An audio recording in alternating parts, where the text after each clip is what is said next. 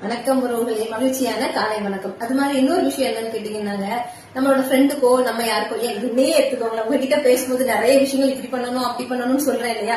So இதே மாதிரி நானே ஒரு இடத்துல டிப்ரெஷன் ஆகிறேன் வைக்கிறேன் அப்படின்னா என் மைண்ட் என்ன செய்யும், கோமாக்கு போயிடும். ஆமா, ஏன்னா ஊருக்கெல்லாம் உபதேசம் பண்ணணும், நம்ம கொண்டு போது கோமாக்கு போயிடும் இல்லையாங்க?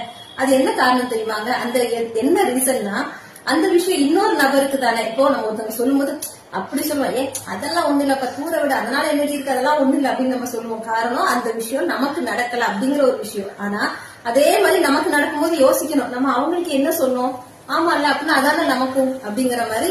தன்னை போல பிறரை என்னும் உள்ளம் வேண்டுமே அப்படின்னு சொல்லியிருக்காங்க இல்லையா? அது மாதிரி மத்தவங்களுக்கு நடந்த மாதிரி தானே நமக்கு மட்டும் என்ன விதி விலக்கா அப்படிங்கிற மாதிரி எந்த ஒரு செயலையும் அடுத்தவங்களுக்கு பாக்குற மாதிரியே நமக்கு நடந்தாலும் அது ஒரு பெரிய விஷயமா பார்க்க கூடாது. நாகேஷ் சார் சொன்ன மாதிரிதான், கல்ல பக்கத்துல வச்சு பார்த்தா அது பெருசாதான் தெரியும், தூரமா வச்சு பார்ப்போம். ஓகேவாங்க? அது மாதிரிதான் நம்மளோட எண்ணங்களும் தேவையற்ற எண்ணங்கள். ஓகேவாங்க?